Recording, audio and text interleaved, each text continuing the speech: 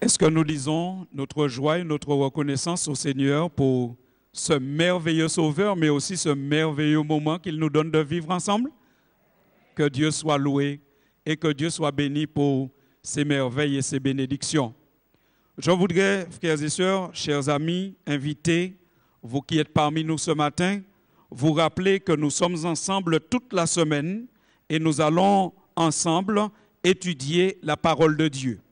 Comme vous l'avez constaté depuis hier soir, nous focalisons cette semaine sur la jeunesse. Nous avons des messages plus spécifiques et des sujets où nous voulons attirer l'attention des jeunes et des enfants sur certains points. Nous sommes en période de vacances scolaires, alors chers parents, si vous pouviez faire l'effort d'emmener vos jeunes, de les accompagner, de les motiver à venir pour qu'ils puissent bénéficier de ce partage que nous avons ensemble. Ce matin, nous voulons honorer tous nos amis qui ont répondu à notre invitation.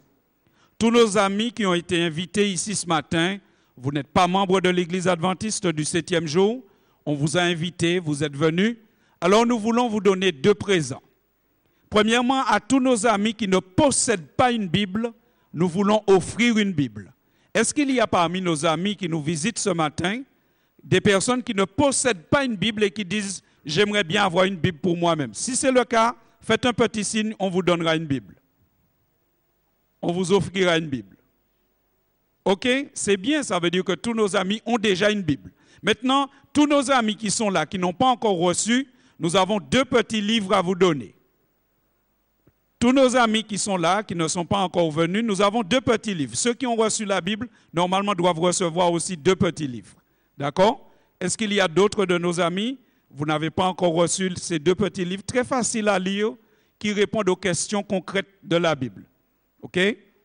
Si nous avons d'autres de nos amis, nous voulons leur offrir les 2 petits livres. Ce sont les 2 mêmes, c'est pour les nouveaux venus. Est-ce qu'il y a des nouveaux venus parmi nos amis? On leur donne ces 2 petits livres. OK. Eh bien, nous sommes contents. Voilà. Vous pourrez vous pencher sur ces petits livres. Ils sont très faciles à lire. Ce sont des questions et des réponses très courtes à propos des sujets bibliques. OK? Merci en tout cas d'être venus. Et sachez que vous êtes les bienvenus.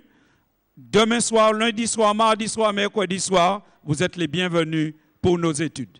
Sachez aussi que cet après-midi, il y a une rencontre pour les jeunes à Éphèse, mais tous les autres membres d'Église qui n'ont pas prévu d'aller à Éphèse, eh bien, nous vous donnons rendez-vous ici à 16h pour notre moment d'étude biblique. Nous allons découvrir maintenant le titre de notre sujet pour ce matin. Le titre de notre sujet ce matin, c'est « La grâce fait espérer en l'avenir ». Mais avant de développer ce sujet, nous voulons prendre le temps de nous remémorer ce que nous avons vu hier soir. Où il est mon candidat? Voilà, eh bien alors viens. Rappelle-nous ton prénom, viens par ici. Comment tu t'appelles? Alvin. Plus fort. Alvin. Alvin. Alvin, tu as bien dormi? Tu as bien retenu la phrase clé d'hier soir? Est-ce que tu veux la dire avec nous?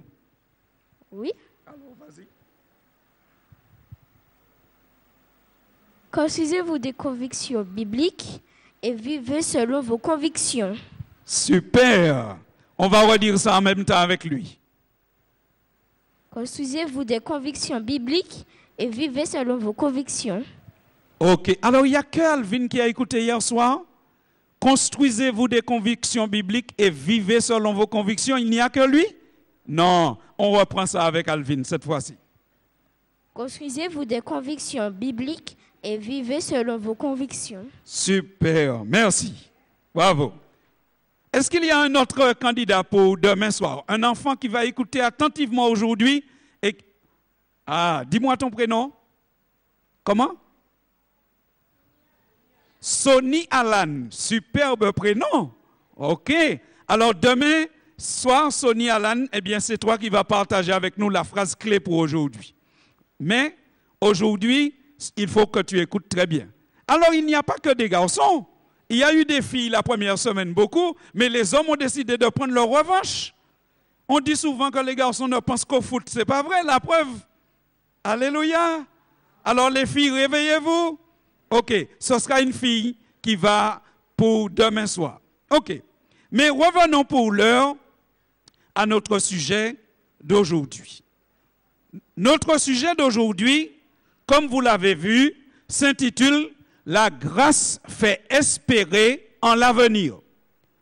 Je voudrais que vous puissiez relever la tête et vous lirez avec moi au tableau une réponse que j'ai prélevée dans un forum sur Internet. Et la question c'était, comment voyez-vous l'avenir? On posait dans un forum pour jeunes la question, comment voyez-vous l'avenir? Et cette réponse a été sélectionnée par tous les internautes comme la meilleure réponse. C'est celle d'un jeune de 26 ans. À la question, comment voyez-vous l'avenir? Ce jeune répond, voilà comment je vois les choses. Si un jour, un employé a été un individu, il y a bien longtemps que ce n'est plus la norme. Et ça le sera de moins en moins. Sur le marché du travail, il vaut mieux ne pas avoir d'ego, car il sera malmené. On n'est rien de précieux, juste des pions remplaçables. Vous vous rendez compte? Voilà ce qu'un jeune a écrit à la question « Comment voyez-vous l'avenir ?» Et tous les autres qui sont dans le forum, ils ont voté et ils ont dit « Ça, c'est la meilleure réponse ». Le jeune voit l'avenir comment d'après vous? En rose? Mal. Il dit « C'est déjà difficile de trouver un travail. Mais quand bien même vous aurez un travail, quand vous avez un travail, vous n'êtes pas grand-chose. Vous n'êtes pas précieux. Vous n'êtes même pas quelqu'un quand vous travaillez. Vous êtes un pion. Et ce pion, on le déplace de plus en plus. Voilà comment les gens voient leur avenir. Mais effectivement, mes chers amis, il y a de quoi être triste concernant l'avenir et même triste concernant le présent.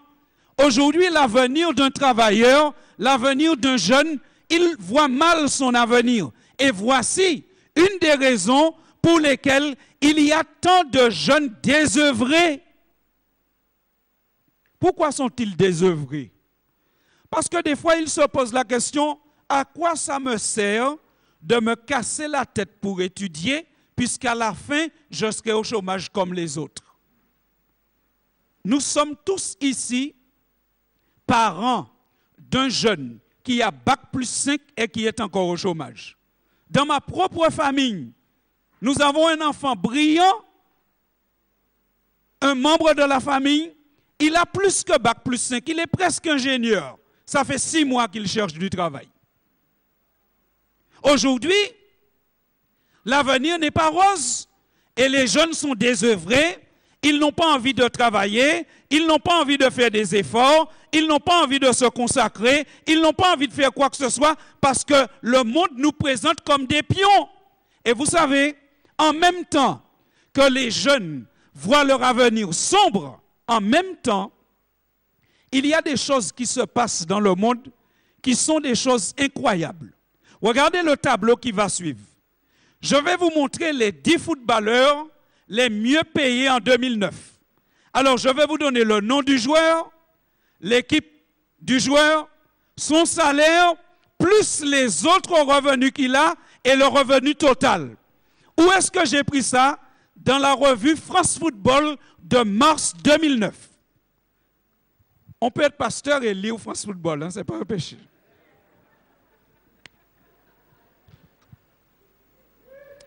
Le football n'est pas un Dieu pour moi, mais on peut le regarder, pas vrai? Ok, il y a des gens qui pensent que quand tu es chrétien, tu ne fais plus rien, tu es bon. Mais ce n'est pas vrai. Alors, voici ce qu'on dit. France Football, les 10 joueurs les mieux payés. Le premier, ces jours-ci, on parle beaucoup de lui. C'était en 2009. Je vous dis qu'on a changé, mais c'était en 2009. Mais c'est pour avoir des chiffres précis. En 2009, le joueur le plus payé, c'était David Beckham. Il était à Los Angeles Galaxy et au Milan AC. Il a fait une partie de l'année dans les deux clubs. Il a eu un salaire de 4,9, qu'est-ce que vous lisez? Millions d'euros, plus publicité, prime. Il a eu 27 millions de revenus autres. Donc ça lui fait un total de 32,4 millions d'euros sur l'année 2009. Après lui, c'était le Messi. Pas celui qui est dans la Bible, hein? Le Messi de France Football. C'était le Messi après lui. Messi, Lionel. OK. Et il nous a dit qu'en 2009, il a gagné comme salaire 8,5 millions d'euros. Plus des primes, des publicités, de ceci, de cela, pour 20 millions d'euros. Ce qui lui fait un total de 28,6 millions d'euros pour l'année 2009. Ensuite, le numéro 3, Ronaldinho, à l'époque, il était encore en Europe, en 2009. Il a gagné un total de 19 millions en 2009, Ronaldinho. Après lui, c'était Cristiano Ronaldo, 18 millions. Et puis, notre fierté, un Antillais quand même parmi les 5 premiers. Thierry Henry, il était à Barcelone cette année-là, 17 millions d'euros. Je ne vous montre pas les autres. Mais vous avez compris que ce sont des chiffres déraisonnables. Maintenant, j'ai envie de vous poser une question. Combien touche une institutrice? Combien touche une infirmière? Des gens qui sont indispensables à la société, ces gens-là ont du mal à payer une traite pour une Clio. Et vous avez des gens qui shootent dans un ballon et qui touchent des sommes extraordinaires. Où est-ce qu'on va avec ça? Comment voulez-vous que la jeunesse soit motivée pour étudier?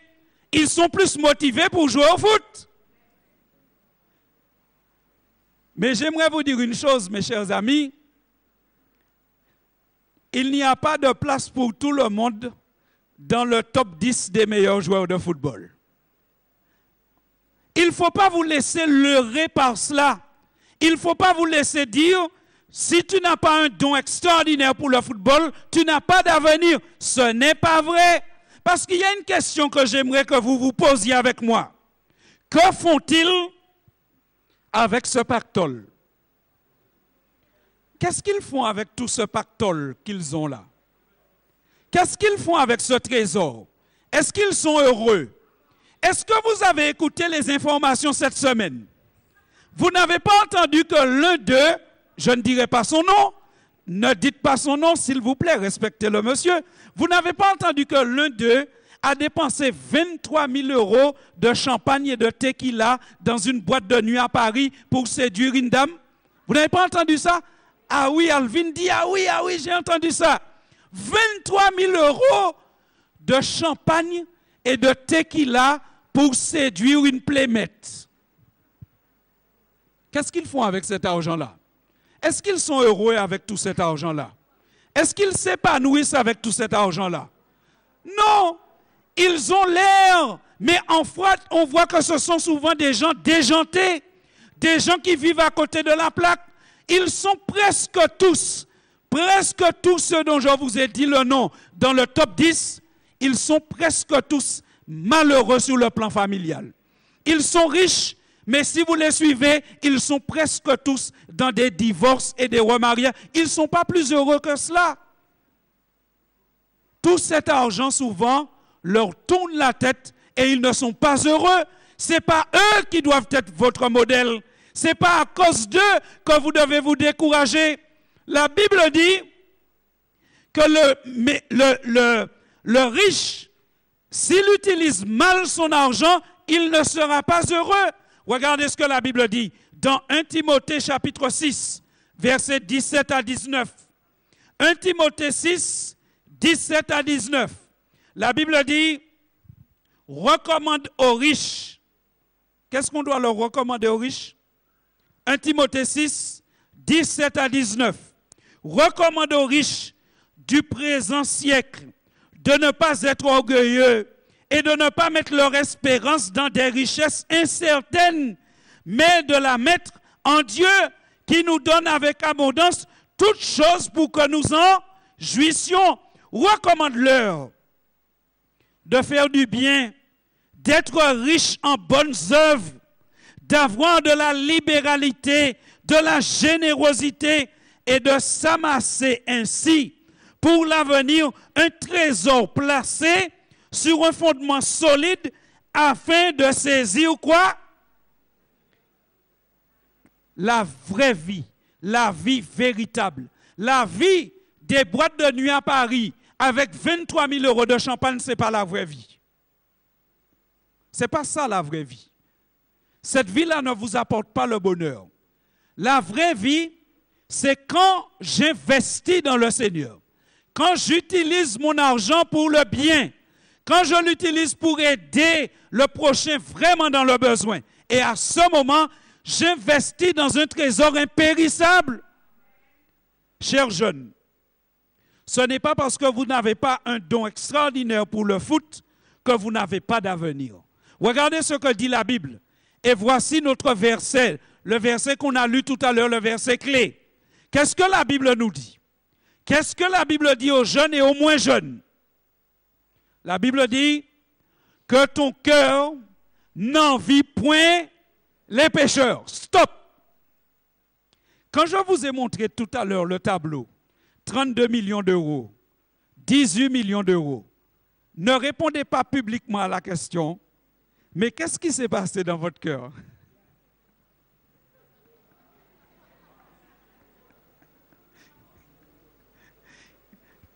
Il n'y a rien, non, entre nous, franchement. Ne dites pas ça publiquement, mais réfléchissez à l'intérieur. Il n'y a rien qui s'est passé à l'intérieur? C'est. Ni un petit bail qui passait quand même. Rien? Eh bien, gloire à Dieu, vous êtes des saints dans le Seigneur. Mais parfois, quand vous voyez des sommes comme ça, vous avez une voiture dont le moteur est brûlé, vous dites, si on m'a tenu à 700 € pour acheter un motel lundi la casse. Parfois, ça nous arrive, hein, autant d'argent, 23 000 € de champagne et de tequila, si on m'a tenu ça. Enfin, mais la Bible me dit de ne pas envier le méchant, de ne pas envier le pécheur, mais qu'il ait toujours la crainte de l'Éternel. Relisons cela. Que ton cœur n'envie point les pécheurs, mais qu'il ait toujours la crainte de l'Éternel. Car il est un avenir et ton espérance ne sera pas anéantie. Lisons le même verset dans la Bible en français courant. C'est pour que ça soit plus clair et que ça s'imprègne encore en nous. D'une manière plus simple, de français plus coulant, qu'est-ce que nous lisons? N'envie pas intérieurement les pécheurs, mais sois constamment soumis au Seigneur. Alors tu auras un avenir et ton espérance ne sera pas déçue. Mes chers amis, ce matin, la Bible dit, si tu n'as pas un don extraordinaire pour le foot, tu peux avoir un avenir à condition que tu te soumettes à l'Éternel. Et en fait, la Bible va nous montrer, vaut mieux ne pas avoir ce genre de don qui me rend orgueilleux, qui me rend débauché, mais vaut mieux avoir un amour pour Dieu. J'aurai un avenir plus certain. Regardez encore ce que dit la Bible. Dans le livre des Proverbes, des Psaumes, pardon. Le livre des Psaumes au chapitre 37. Psaume 37, regardez ce que dit la Bible. Une phrase extraordinaire. Mieux vaut quoi? Le peu du juste que l'abondance de beaucoup de méchants. C'est-à-dire que, je vous ai dit qu'il y a un qui a gagné 32 millions, l'autre 18, l'autre 23. La Bible dit, même si on rassemblait tous ces montants-là, c'est-à-dire l'abondance de beaucoup de méchants, si on rassemblait, ça ne veut pas dire qu'ils sont des méchants, mais c'est pour que vous compreniez. Si on rassemblait tous ces montants-là et qu'on vous les donne, vaut mieux avoir le peu du juste que l'abondance de beaucoup de méchants. Pourquoi? Et la Bible dit pourquoi? Et maintenant, ça devient très sérieux. Pourquoi? Parce que les bras des méchants seront brisés, mais l'Éternel soutient les justes. Verset 18, qu'est-ce que nous lisons? L'Éternel connaît les jours des hommes intègres et leur héritage dure à jamais. Ils ne sont pas confondus au temps du malheur et ils sont rassasiés au jour de la famine. La Bible est en train de dire, il vaut mieux le peu du juste que l'abondance du méchant. Parce que la Bible dit qu'un jour, le méchant, son bras sera brisé. Même s'il est riche, un jour, son argent ne lui servira de rien. Un jour, il aura tout l'argent, mais il ne pourra rien acheter avec. Un jour viendra, mes amis, où l'argent n'aura plus de valeur. Un jour viendra où avec 18 millions d'euros, tu ne pourras pas acheter une bouteille d'eau. Un jour viendra où avec 42 millions d'euros, tu ne pourras pas trouver un jus à boire.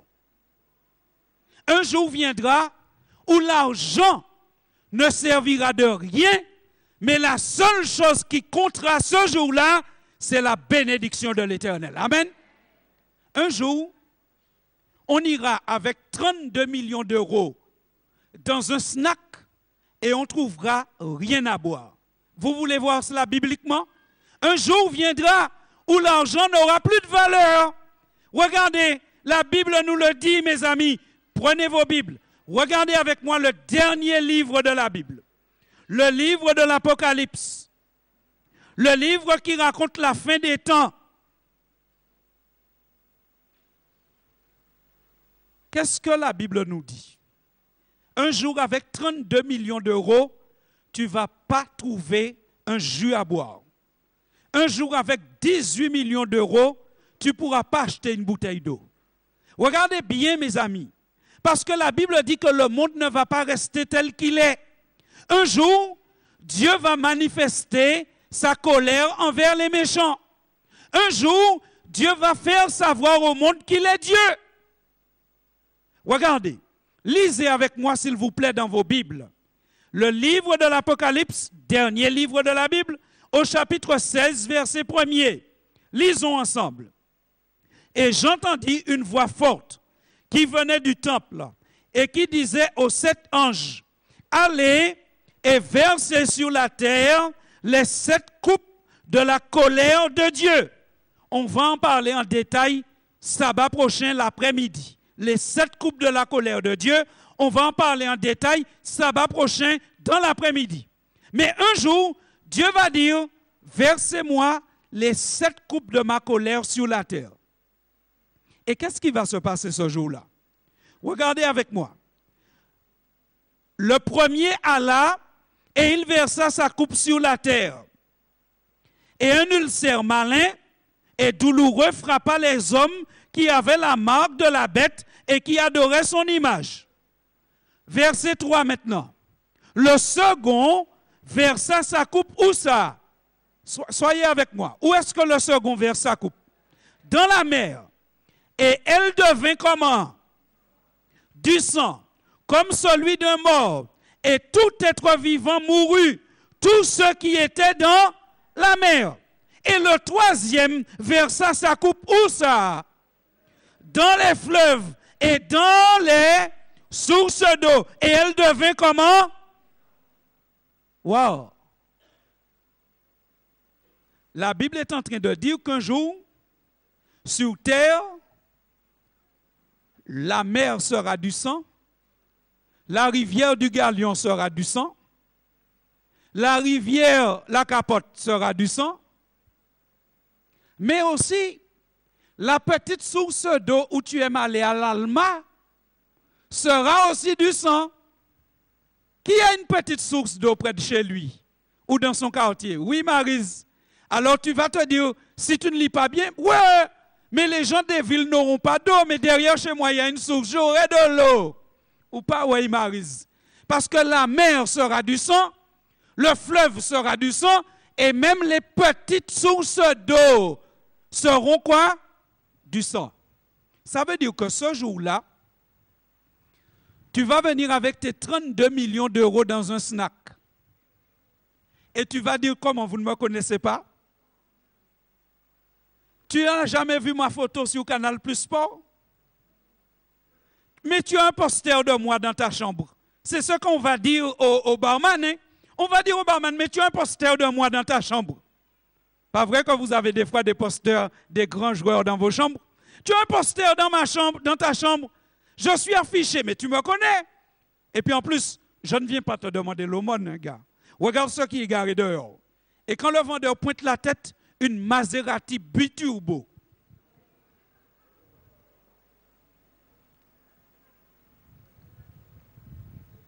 Alors, et puis à l'intérieur, une sono, mon gars, un son. C'est pas Radio Bois Patate hein, qui est dans ça. C'est une sono extraordinaire. Alors, il va lui dire, qu'est-ce que je peux faire pour toi avec tout ce que tu as là? Eh bien, écoute, tu as vu la dame qui est assise devant? Tu as vu comment elle est belle? Tu as vu comment sa peau est fraîche? Pour pas qu'elle soit déshydratée, donne-moi 2 bouteilles d'eau. Et quand le gars dit ça, en même temps, il est en train de dégainer une gold card. La carte la plus chère. Le gars, il a un portefeuille de cartes. Et si jamais tu ne prends pas la carte, il met la main dans l'autre poche, il a des dollars. Il a des euros. Il est riche et il dit, tu vois comment elle est belle? Il ne faut pas qu'elle se déshydrate. Donne-moi 2 bouteilles d'eau. Et puis le vendeur lui dit, pas de problème, frère. Manque pas de l'eau tout le temps. D'ailleurs, ou pas besoin de payer. Frigidaire, là, servicor, prends tout ce que tu veux. Mais quand il va ouvrir le truc, qu'est-ce qu'il y a dedans? Toutes les bouteilles sont transformées en sang. Mes chers amis, mes chers jeunes, je voudrais vous dire que la Bible dit qu'un jour l'argent ne servira à rien du tout. La gloire ne servira à rien du tout. La popularité ne servira à rien du tout parce que même si tu es riche, pas même une bouteille d'eau que tu pourras acheter.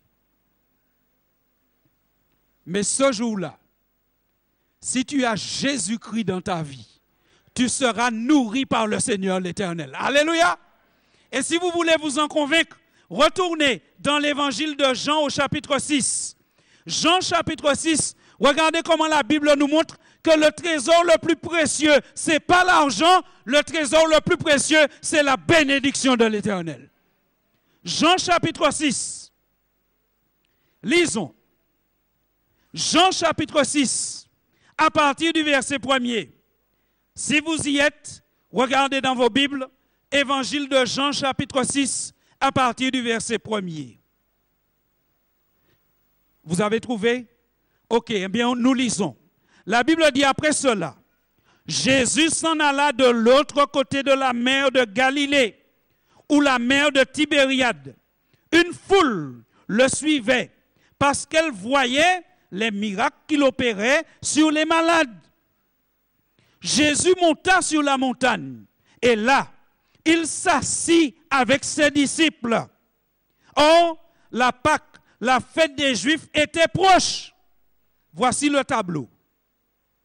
Jésus étant quelque part, il y a une foule venue pour l'écouter. Une foule venue pour recevoir sa grâce.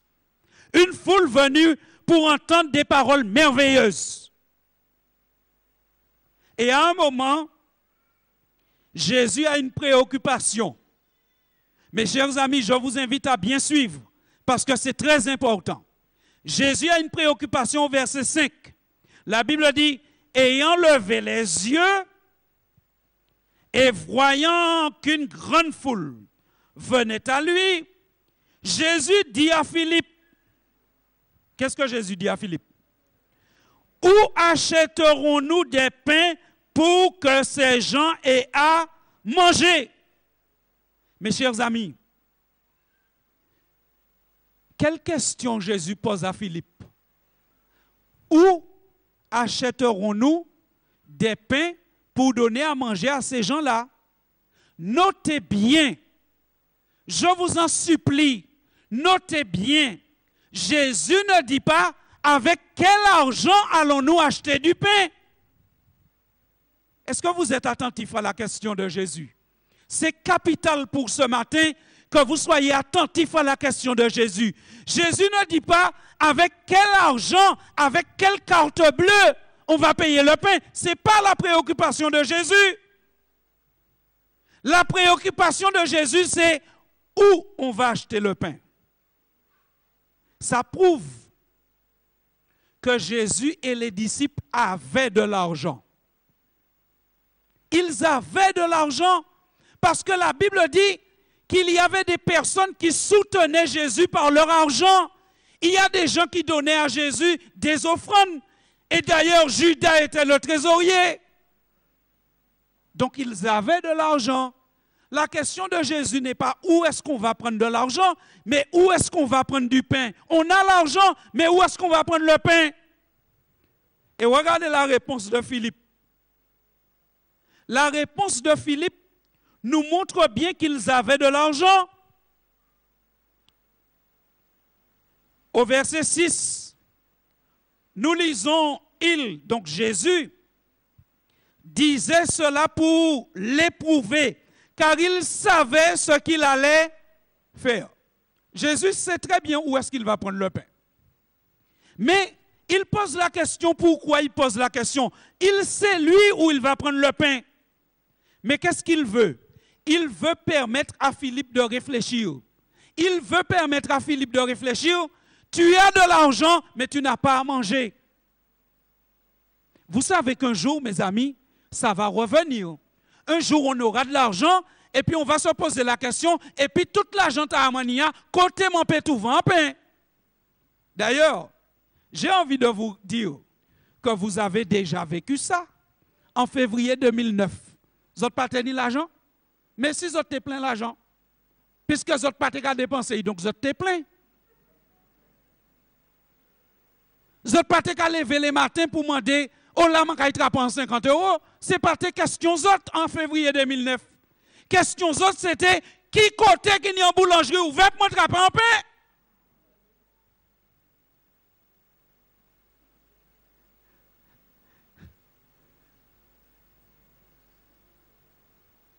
Mes frères, Jésus veut nous faire réfléchir ce matin et nous faire penser sur quoi tu mets ta confiance. En quoi est-ce que tu as investi? Dans ton argent, dans ta voiture, dans ton entreprise? Un jour, tu auras tout ça, mais ça ne te servira plus à rien. Et regardez maintenant la réponse de Philippe pour vous prouver qu'ils avaient de l'argent. Philippe lui dit au verset 7, Philippe lui répondit, les pains qu'on aurait pour 200 deniers ne suffiraient pas pour que chacun en reçoive un peu.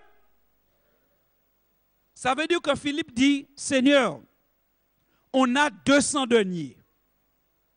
Mais même si on achetait 200 deniers de pain, tout le monde qui est là ne pourrait pas manger. On aurait pu acheter 200 deniers de pain, Seigneur, mais ça ne suffira pas. Combien d'argent ils avaient? On va faire un comparatif avec aujourd'hui. Un denier, c'est une journée de travail. Un denier, c'est le salaire d'une journée de travail. Et je me rends compte que quand tu dis à un maçon de venir faire une journée pour toi, combien il te demande pour une journée? Pas les gens d'ici. Un maçon. Tu demandes à un maçon de venir faire une journée pour toi, combien il te demande? 100 €. 100 €. C'est ça, c'est le prix. Hein? C'est 100 €.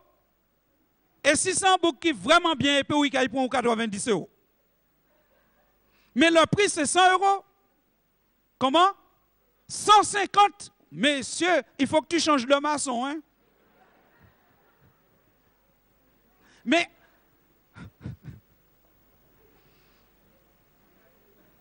c'est de votre faute. Hein? Mais restons à 100 €. 100 euros multiplié par 200, ça fait combien? 100 multiplié par 200, ça fait combien? J'ai une comptable en face de moi là. 200 multiplié par 100, Maryse, pas décivrer moi. Tout ça l'école nous fait. 200 multiplié par 100, Maryse, ça fait combien? Hein? Combien? 20 000. 20 000 euros, c'est pour gagner en poche. Il y a 20 000 euros. La trésorière d'église, 20 000 euros dans la caisse de l'église. Ils ont 20 000 euros dans la caisse. Mais avec 20 000 euros, il ne faut pas oublier qu'ils sont sur la montagne. Il ne faut pas oublier qu'ils sont dans le désert. Il n'y a ni l'argent, mais pas ni boulangerie. Mes chers amis, combien d'argent on est la banque?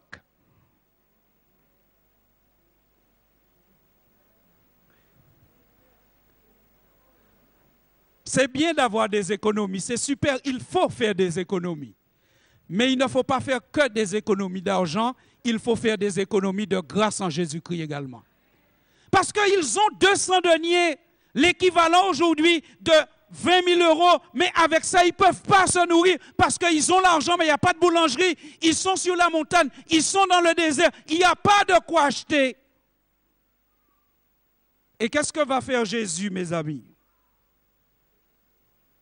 Au verset 8, un de ses disciples, André, frère de Simon-Pierre, lui dit, « Il y a ici un garçon qui a 5 pains d'orge et 2 poissons. Mais qu'est-ce que cela pour tant de gens? » Mais il a raison. Si avec 200 deniers de pain, on ne peut pas nourrir tout le monde, encore moins avec 5 pains et 2 poissons, qu'est-ce que cela pour tant de gens? Il vaut mieux le peu du juste que l'abondance de beaucoup de méchants. On nous dit ça ensemble, il vaut mieux le peu du juste que l'abondance de beaucoup de méchants. La preuve, ils ont très peu, mais ils sont aux pieds de Jésus. Ils ont très peu, mais ils sont dans l'enseignement de Jésus. Ils ont très peu, mais ils sont dans la grâce de Jésus. Alléluia! Et qu'est-ce qui va se passer avec le très peu? La Bible dit, regardez encore, au verset 10, Jésus dit, faites-les asseoir. J'aime cette phrase. Parce qu'en général, les yokabawanti en cas, ou qu'on prend ça tout du bout. Pas vrai? Anti amuse-gueule, sans bail, ou qu'on prend tout du bout. Mais quand tu vas au restaurant, eh bien, il y a quelqu'un qui tire la chaise pour toi et on te fait asseoir. Quand on te fait asseoir, ça veut dire que ce qui vient, ce n'est pas un petit amuse-gueule. Je sais que ce jeune homme-là aime manger. Ce n'est pas un petit amuse-gueule. Ce n'est pas un bail où on mange tout du bout de la porte de la cuisine, non. C'est le gratin de papa. C'est la bonne tarte de maman pour laquelle il faut s'asseoir. Jésus dit, mettez tout le monde assise. Nous pas manger du bout ici. Ce n'est pas anti-bail léger, je manger pour autres pas s'arrêter du bout. Et la Bible dit, regardez avec moi. Il dit, faites-les asseoir. Et après, la Bible dit, il y avait dans ce lieu beaucoup d'herbes. Ils s'assirent donc au nombre de 5000 hommes. Vous comprenez pourquoi? 200 deniers ne suffisaient pas. Et on vous dit les hommes et les femmes et les enfants. Il y avait plus de 5000 personnes sur la place. Et qu'est-ce qui se passe? La Bible dit à ce moment-là, Jésus, au verset 11, prit les pains, rendit grâce et distribua à ceux qui étaient assis. Il leur donna de même des poissons, autant qu'ils en voulurent. Lorsqu'ils furent rassasiés, il dit à ses disciples, ramassez les morceaux qui restent, afin que rien ne se perde. Ils les ramassèrent donc, et ils remplirent 12 paniers avec les morceaux qui restèrent, des 5 pains d'orge, après que tous eurent mangé. Mes frères, les gens qui étaient là, ça faisait 3 jours qu'ils étaient là. Quelquefois, quand le temps tarde un peu, je vois certains jeunes, ils ont beau conteneur là-bas, si leurs parents ne sont pas encore prêts, c'est pour qu'ils tournent contre des lions en cage. Et je me dis, tant pis pour Fouchette là qui tombe en bas, mais il est arrivé en caille là. Et le gars a mangé le matin. Le gars a mangé le matin avant de venir au temple. Le gars tourne en rond. entre 7 heures du matin et midi, son estomac, c'est comme l'usine du Galion, ça a déjà broyé toute la canne de Trinité. Et ces gens-là, ils sont là depuis plusieurs jours. Tu te rends compte? Ils sont là depuis plusieurs jours. D'après vous, comment les gens avaient faim? 3 jours sans manger. Vous vous rendez compte? Ah, je vois un petit jeune homme là, il a souri, il a dit, messieurs, 3 jours sans manger, ça doit être raide. Alors vous imaginez que les gens sont tombés sur les pains, ils ont mangé pain, ils ont mangé poisson, ils ont mangé. Mais la Bible dit malgré ça, malgré cela, lorsqu'ils ont fini de manger, ils ont rempli 12 paniers de morceaux de pain. Alléluia. Mes chers amis, est-ce que Dieu est puissant? Mes chers amis, est-ce que Dieu est bon? Ce qui fait que maintenant, je ne ferai pas d'appel long.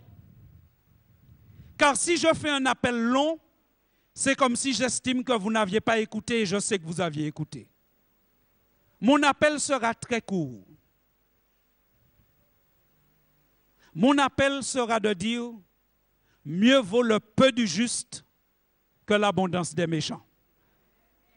Mieux vaut le peu du juste que l'abondance des méchants. Et ça, c'est ta phrase. Mieux vaut le peu du juste que l'abondance des méchants. Mes chers amis, la Bible n'est pas en train de nous dire qu'il ne faut pas travailler. Elle n'est pas en train de nous dire qu'il ne faut pas faire des économies. Oui, il faut travailler parce que dans les 10 commandements, il y a un commandement pour le travail. Puisqu'il y a un commandement qui dit, tu travailleras 6 jours, mais le 7e jour, tu te reposeras. Donc la Bible dit qu'il faut travailler. La Bible est pour les économies. La Bible est pour celui qui investit. Mais ce que la Bible nous dit, c'est que tu ne peux pas compter que sur ton argent. Tu ne peux pas compter que sur tes avoirs. Tu ne peux pas compter que sur ton assurance vie. Tu ne peux pas compter que sur ton compte en banque. Tu dois aussi compter sur l'Éternel. Parce que le jour viendra où toutes ces choses ne serviront plus à rien. Le jour viendra où nous aurons de l'argent à quoi faire peut-être, mais il n'y aura rien pour acheter avec cet argent. Le jour viendra où ceux qui seront en Jésus-Christ, ils seront dans un monde où il n'y a plus rien. Mais comme ils seront au pied de Jésus-Christ, Jésus-Christ va les nourrir. Jésus-Christ va leur donner à boire. Jésus-Christ prendra soin d'eux. Oh mes chers amis, quelle parole biblique, quelle parole formidable, pas vrai? Alors ce matin,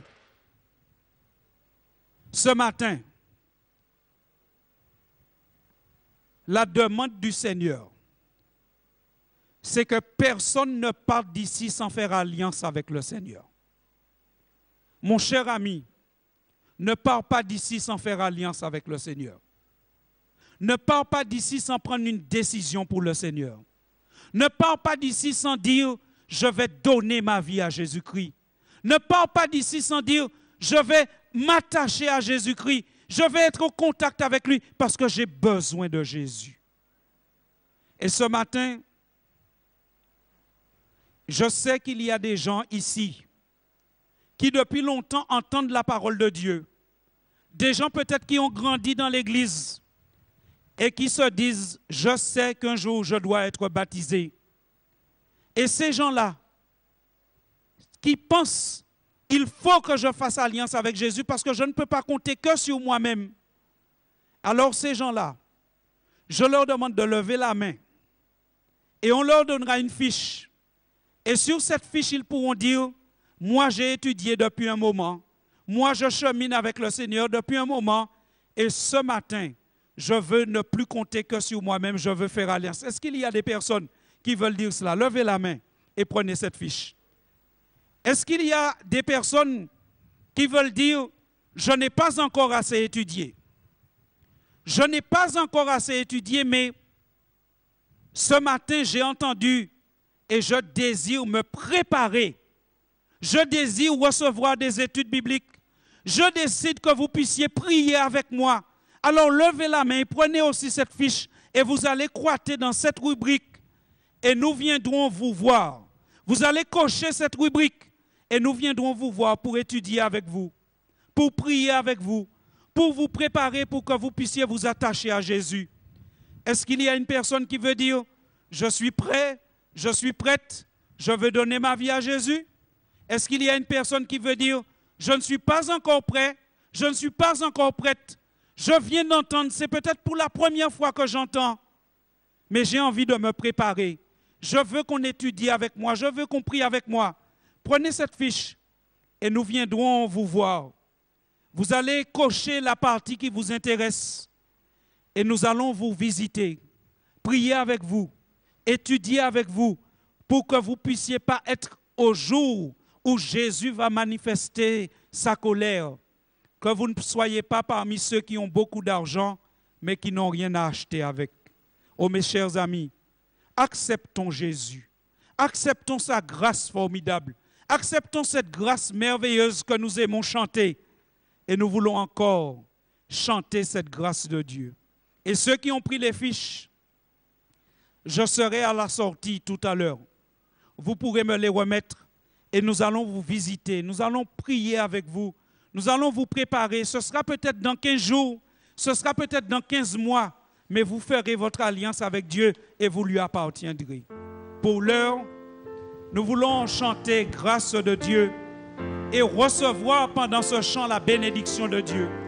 Et tandis que nous chantons, mes chers amis, élevez vos cœurs à Dieu. Parlez au Seigneur. Dites-lui que vous lui donnez votre vie et que vous vous rendez compte que vous avez besoin de lui.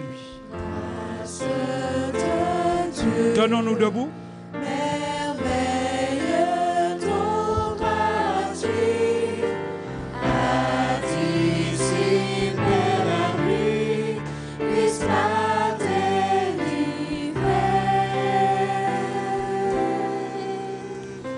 Grâce de Dieu qui me permet de changer, enlève le péché qui m'a accablé. Et j'ai décidé de vivre chaque jour pour mon merveilleux Sauveur. Loué soit mon Sauveur, mon merveilleux Sauveur, plein d'amour. Prions. Éternel, notre Père et notre Dieu, tu nous as bénis ce matin par ta parole, par les chants et par les prières. Et nous voulons encore, avant de nous séparer, réclamer ta bénédiction en abondance sur nous et sur nos familles. Seigneur, ce matin, tu nous lances un appel à te donner nos vies, un appel à t'appartenir, car tu nous préviens pour que nous ne soyons pas surpris qu'un jour, ni les relations, ni les filons, ni l'argent ne nous délivrera, mais un jour seulement la grâce de Dieu manifestée en Jésus-Christ sera notre secours.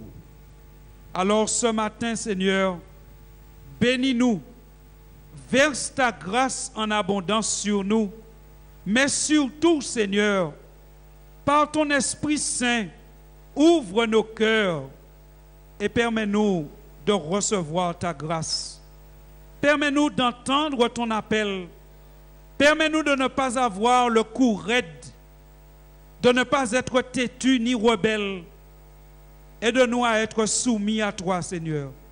Soumis à toi en cet instant. Soumis à toi pour le reste de nos vies.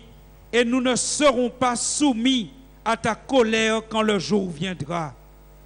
Seigneur, s'il te plaît, bénis spécialement ceux qui ont répondu à une invitation et qui sont venus ici ce matin. Dis-leur combien tu les aimes, Seigneur. Dis-leur que tu les aimes parce que tu es mort sur la croix pour eux. Dis-leur, Seigneur, que tu les attends et que tu veux que bientôt, très bientôt, ils puissent ouvrir leur cœur aujourd'hui même afin que tu vives dans leur cœur. Ô Seigneur Jésus, ô Dieu Tout-Puissant, bénis-nous tous, guéris-nous tous, aide-nous à ne pas voir l'avenir en noir, aide-nous à voir l'avenir en Jésus-Christ, notre divin Sauveur. Oui, Père éternel, renvoie-nous avec ta paix, avec ta grâce, avec ta joie, au nom de Jésus et pour ta gloire. Amen.